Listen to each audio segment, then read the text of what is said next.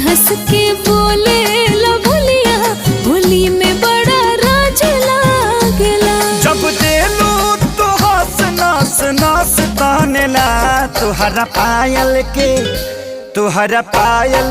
बाज रंग बाज हो, आवाज से मिजाज बनेला। तुहरा पायल के बाज रंग बाज हो, आवाज से मिजाज बनेला।